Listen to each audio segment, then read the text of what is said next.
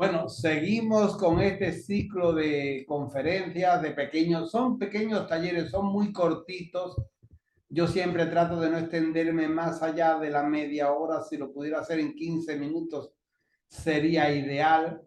Entonces estamos con todo este reto de Transform, de cómo cambiar nuestros hábitos, cómo alcanzar esa dieta definitiva. Saben que a mí la palabra dieta no me gusta ni un poquito, pero estamos hablando de cómo cambiar esa dieta, cómo cambiar esos hábitos nutricionales para lograr esa dieta definitiva.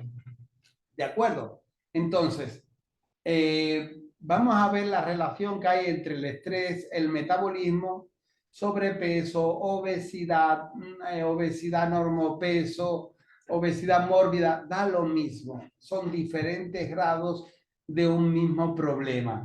¿De acuerdo? Entonces, vamos a ver, ¿qué cosa es el sistema nervioso? Pues el sistema nervioso es todo un entramado que empieza por el cerebro, el encéfalo, todo lo que es la espina dorsal, todo lo que es. Y ahora después está todo el sistema periférico.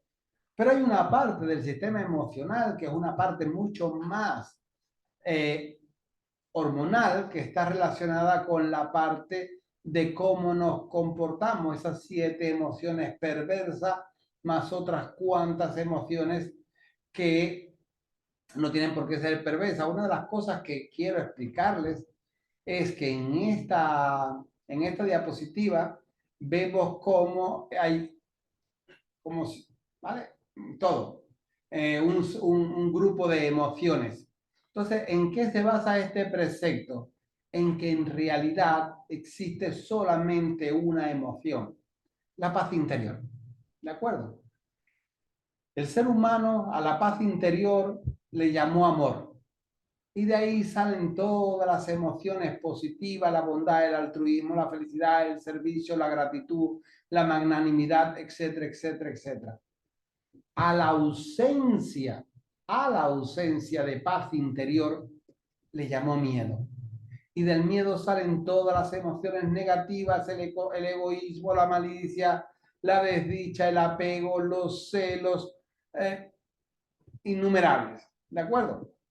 Entonces, la ira, la obsesión, el control, todo eso son emociones que nacen del miedo. ¿Qué es lo que hay que entender y que es muy importante? Las emociones negativas no existen. Escuchen y repitan conmigo. Las emociones negativas no existen.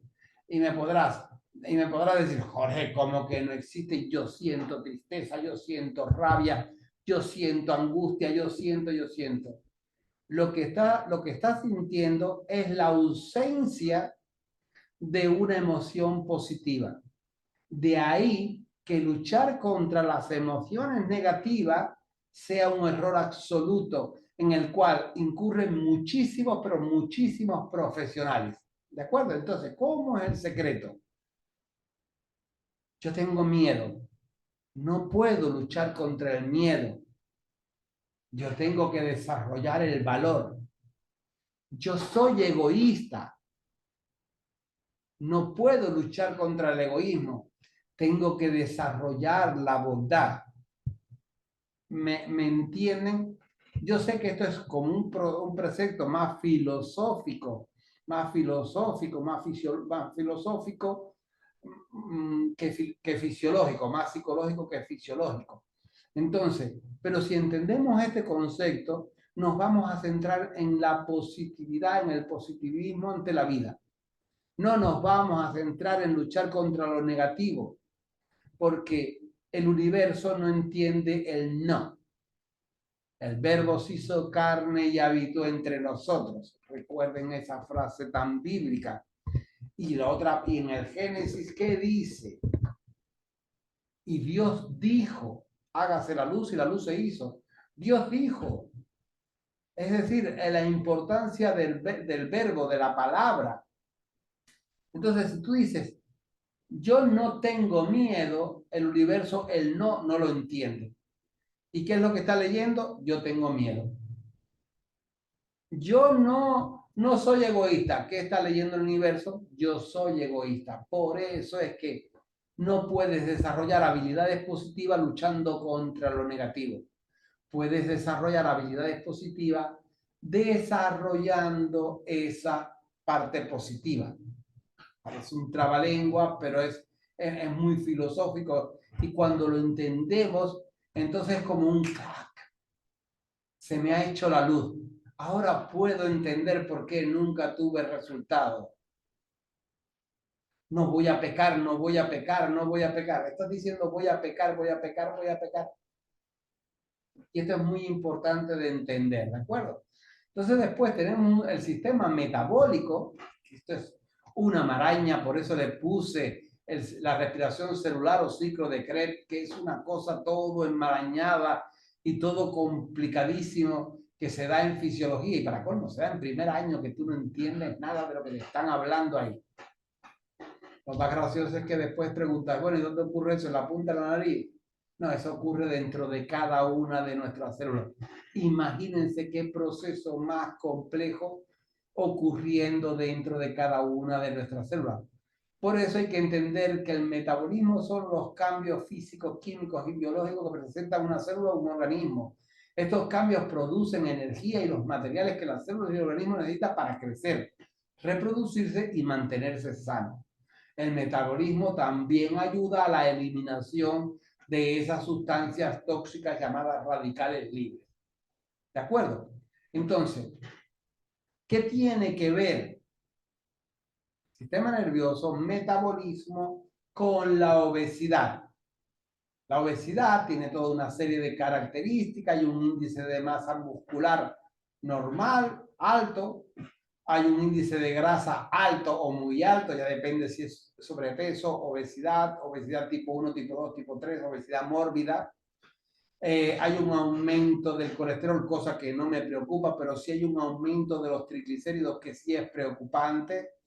Hay grasa anómala, los hepatocitos empiezan a ser cambiados por células, por adipocitos, por células grasas.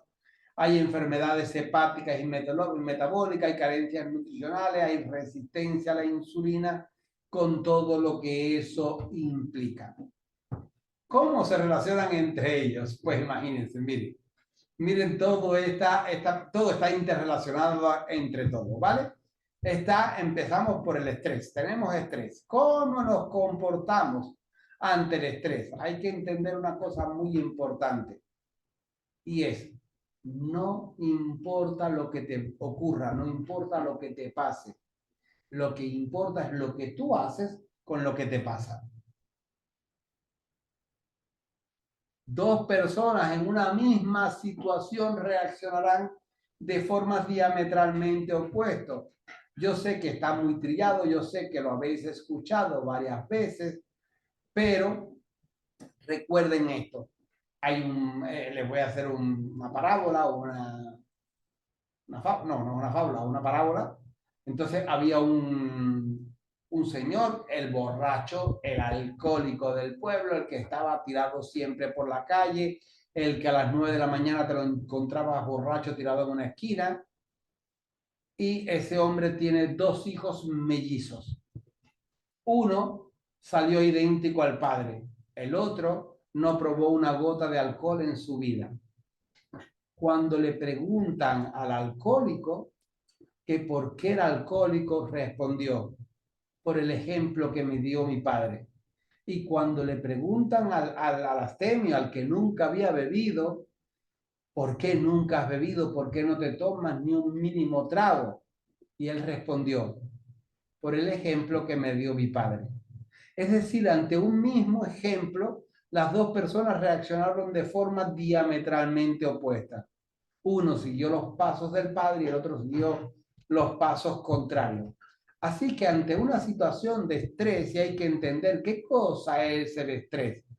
Pues el estrés no es nada más que una situación adversa que nos provoca un determinado estado de ánimo. Y digo un determinado estado de ánimo porque volvemos a lo mismo, a lo que una persona o una situación le provoca miedo, al otro le provoca rabia, al otro le provoca obsesión, al otro le provoca tristeza, al otro le provoca angustia.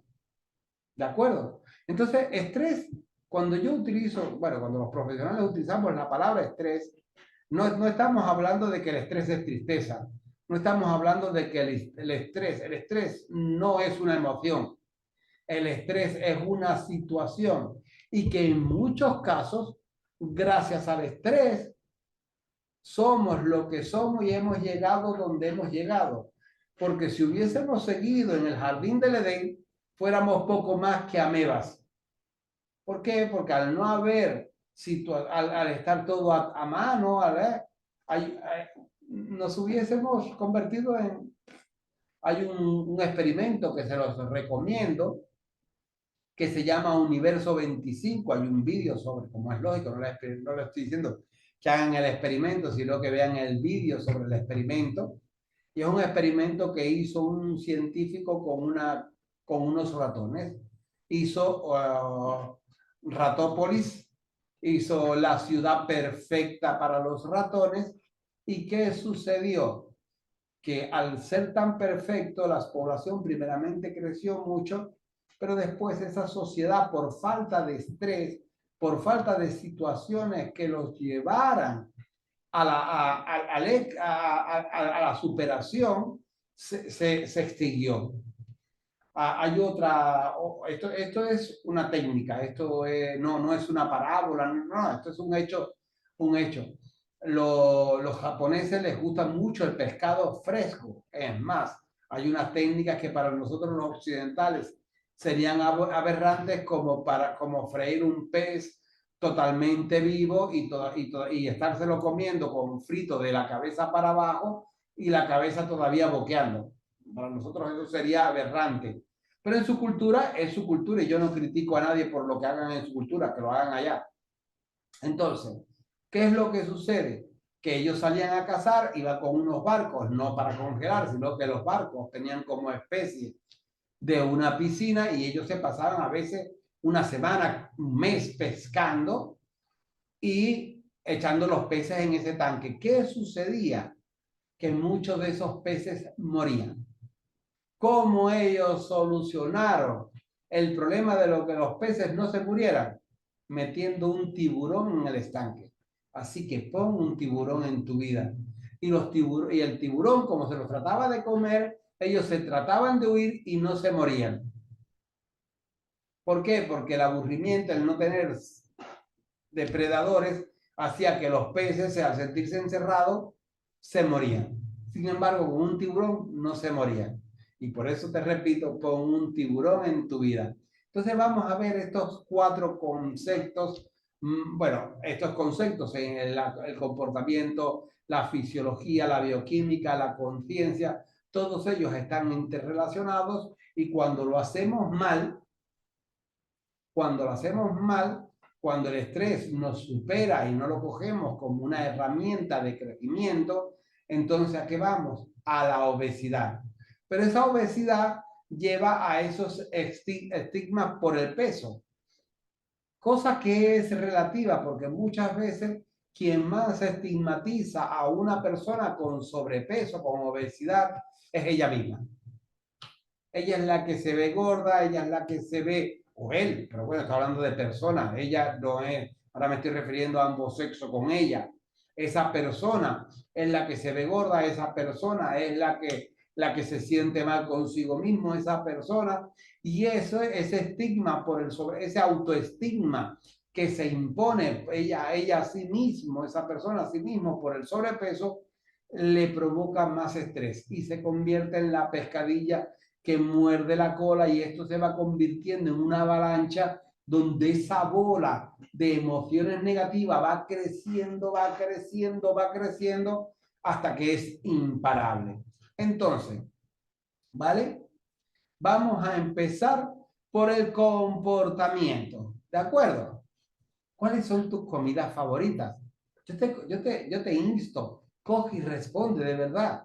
Por favor, coge y responde. ¿Cuáles son tus comidas favoritas? ¿Haces actividad física? ¿Con qué regularidad e intensidad?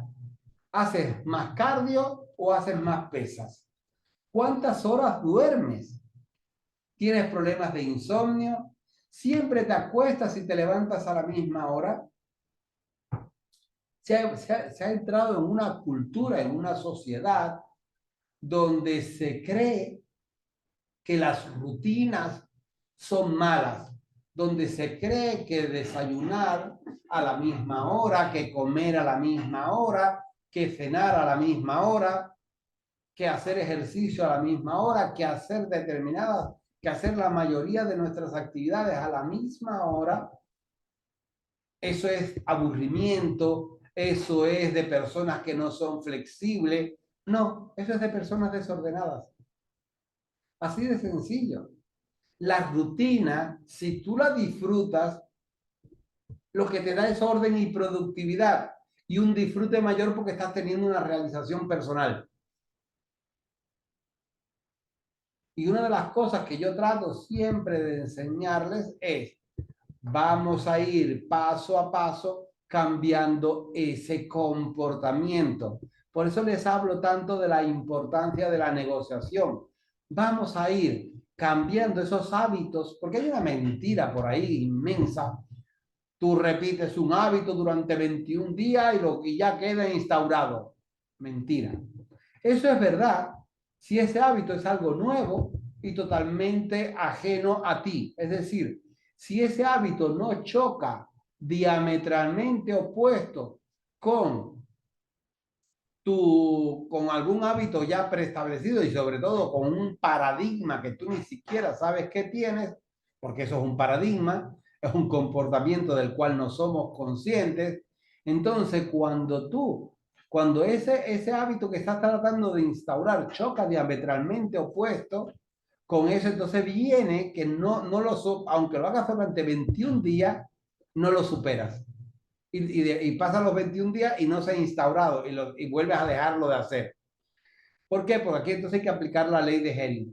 3 meses más un mes por año de padecimiento. Tienes un paradigma de cuando eras niño, pues por ejemplo, en mi caso, pues son 62 meses que tengo que estar trabajando ese paradigma, un paradigma que me viene ya, como digo yo, de herencia, ¿no? Que es algo que me inculcó la sociedad, que me inculcó la base del constructo del pensamiento, que es la sociedad, padres, madres, sobre todo cuando hay cosas tan arraigadas en ese constructo del pensamiento, en esa base del constructo del pensamiento, lleva mucho tiempo superarla, pero lentamente buscando por los atajos, buscando por aquí, buscando por allá, dónde está el verdadero, es sacar esas patas, porque es como si fuera un pulpo.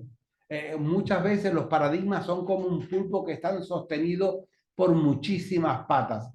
Entonces, cuando tú empiezas a quitar esas patas, de pronto el pulpo se cae.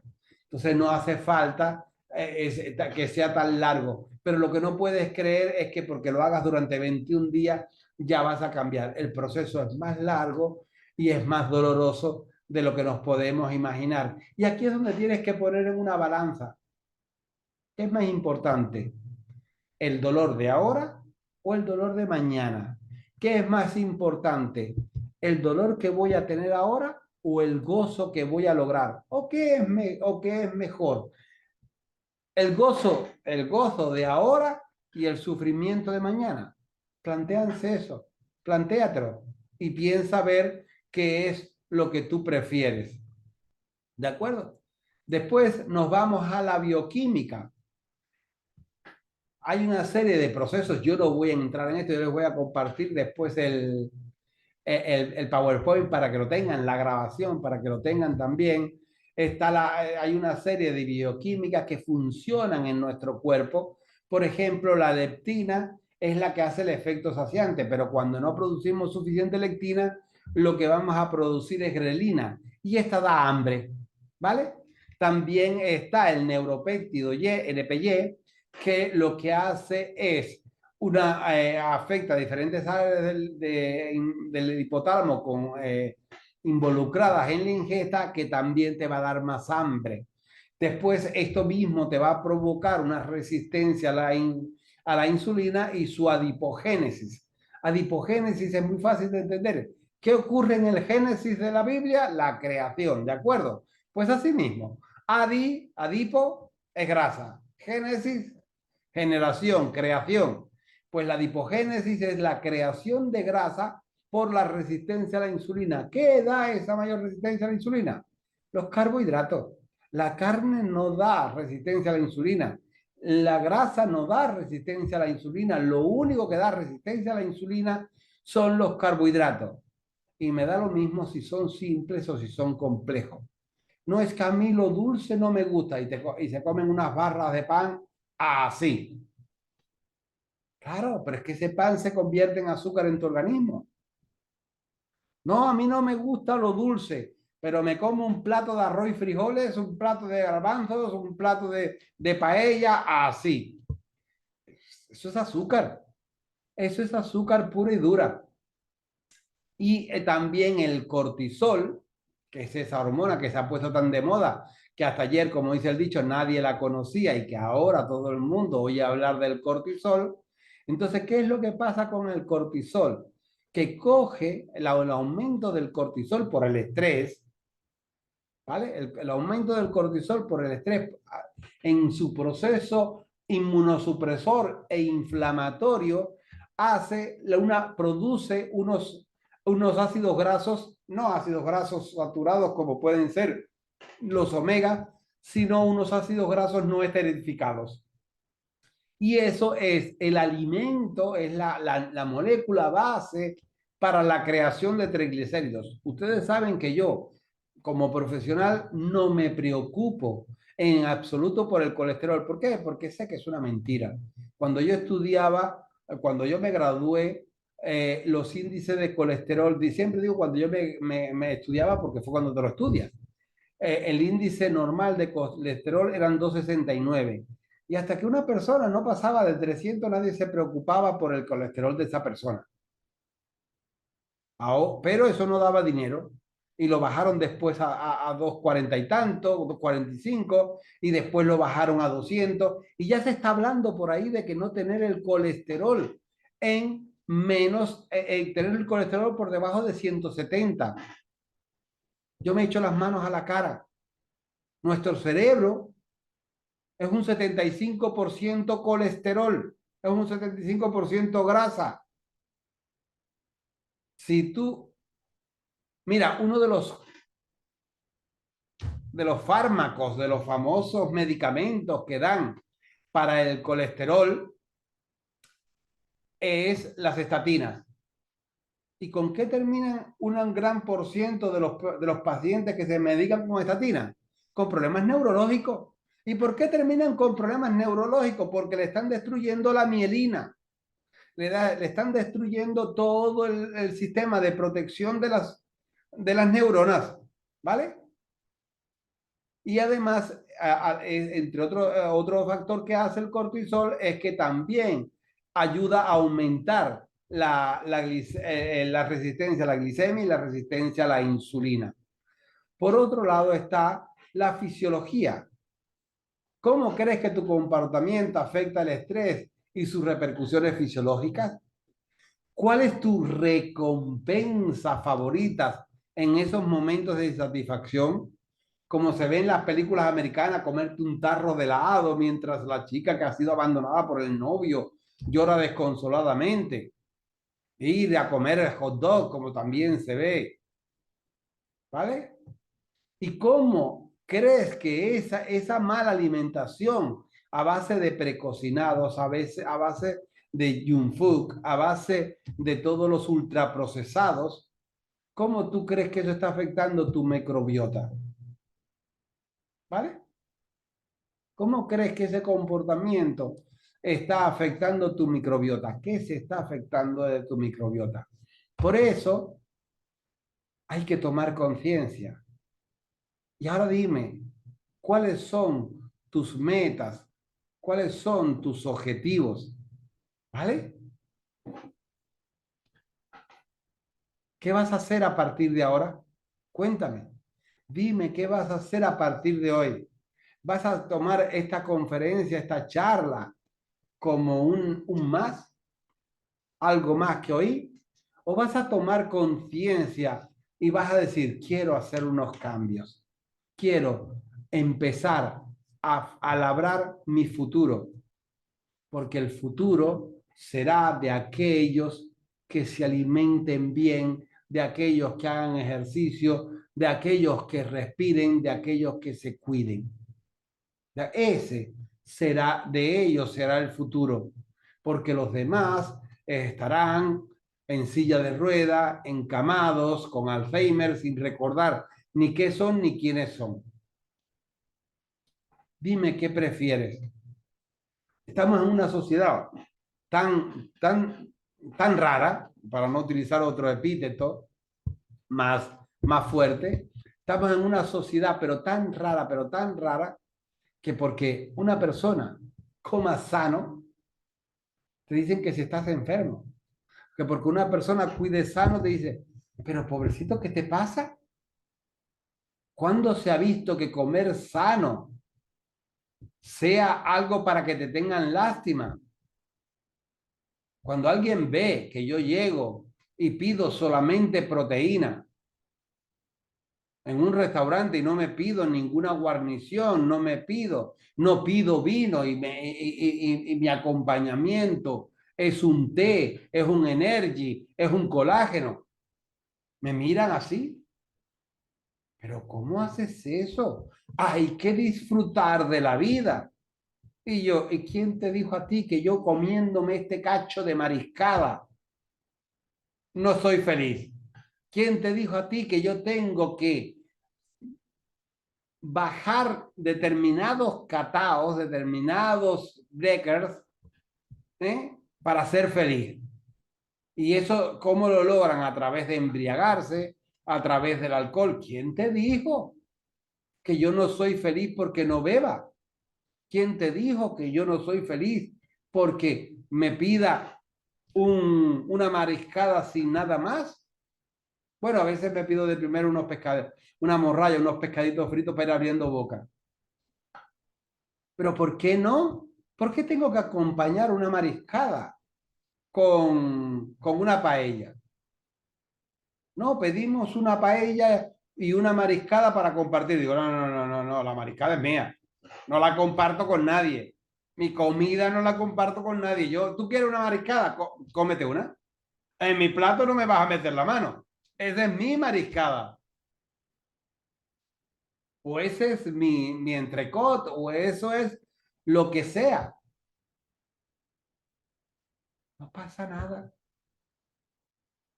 Yo estoy muy cerca de los 60. Tengo que cuidarme. He empezado, como dice el dicho, muy tarde. En Cuba no me podía cuidar. En Cuba me cuidaba haciendo ejercicio, pero no me podía cuidar en la alimentación. Había lo que había y se acabó. Entonces, ¿cómo? ¿Cómo tratar la obesidad? ¿Cómo la vamos a tratar? Pues haciendo un plan personalizado, porque habrá personas que lo que más los está dañando es el estrés. Otro lo que más le está dañando es la fisiología. Otro lo que más le está dañando es su parte endocrina. Entonces, en base a eso, se hará una suplementación personalizada. Se le enseñarán técnicas de relajación. Se les enseñará cómo ir, porque esto es una negociación, es ir poco a poco hacia una alimentación más proteica, a entender lo que es una alimentación de alta densidad, entender lo que es un microayuno, por qué la importancia del ayuno intermitente. ¿Por qué? Eso hay que entenderlo. ¿Por qué una alimentación hipocalórica pero saciante donde tú logres no tener hambre? Por eso uno de los talleres que vimos fue cómo adelgazar sin tener hambre, sin pasar hambre. Porque si tú llegas y te comes una buena cantidad de marisco, de pescado, de carne, no un lenguadito, y después una paella, a los 5 minutos tienes hambre de nuevo. Porque el azúcar te va a dar un pico de glicemia, te va a dar un pico de euforia y después vas a estar así. ¿Y qué vas a querer? Volver a ese pico, volver a tu rayita de cocaína, porque el azúcar es tan adicta como la cocaína. Y cuando dices, es que yo no puedo, claro, yo te entiendo. Hay que desengancharte, porque a nadie, a las 5 a las 6 a las 7 a la hora que sea, dice, hoy tengo unas ganas de comerme un brócoli al vapor, hoy tengo unas ganas, no, de comerme unas habichuelas, no, tengo ganas de comer chocolate, tengo ganas de comerme un croissant, tengo ganas de comerme un bocata de pan con jamón. Oh, jamón serrano, sí, pero tiene un pan así y unas lasquitas mínimas de jamón. Aunque sea por la misma cantidad de pan que de jamón. Es decir, un dedo de pan, dos dedos de jamón y un dedo de pan. Me dirá, ¿por qué dos dedos de jamón? Porque hay un dedo por arriba y un dedo por debajo. Si hay un dedo de pan por arriba y un dedo de pan por abajo, en el medio tienen que haber dos dedos de carne. Hay que ir haciendo esos cambios paulatinamente, aumentando la ingesta proteica para que nos podamos enseñar cuáles son los ejercicios hipertónicos más importantes. ¿Por qué? Porque hay diferentes tipos de cuerpo. Porque no es lo mismo en el caso de los hombres, mayoritariamente. Tenemos el mismo cuerpo, un cuerpo genoide. Hay algunos hombres andróginos, pero es muy raro. Pero la mayoría de los hombres tenemos el mismo cuerpo, un cuerpo genoide. Pero en el caso de las mujeres, hay mujeres con cuerpos más genoides, hay mujeres con cuerpo de pera, hay mujeres con cuerpo de guitarra o de reloj de arena. Entonces, en dependencia de cada eso, habrá que hacer unos ejercicios más que otros. Es que yo lo tengo todo en el tren superior, pues vamos a trabajar con pesas el tren inferior para hacerlo crecer, a la par que con isométricos trabajamos la parte de arriba. No es que tengo que ejercitar lo de arriba para quemar grasa, eso es mentira. La grasa se quema, la grasa se quema de forma generalizada y es porcentual. Tú pierdes un 1% y pierdes un 1% en todas las partes del cuerpo. ¿Qué pasa? Que donde tú la quieres perder, que puede ser en los michelines, pierdes un 1% y no se ve. Sin embargo, si pierdes un 1% en unos senos y no los tienes muy grandes, todavía se te hacen más pequeños. Entonces, pero eso es así. ¿Qué hay que hacer? Reforzar la musculatura para que no haya caída de la piel, etcétera, etcétera. Y sabes que estamos para asesorarte. Y con esto termino. Lo que estamos buscando es un family style por un estilo de vida saludable en familia. Así que yo con esto me despido. Como siempre, abrir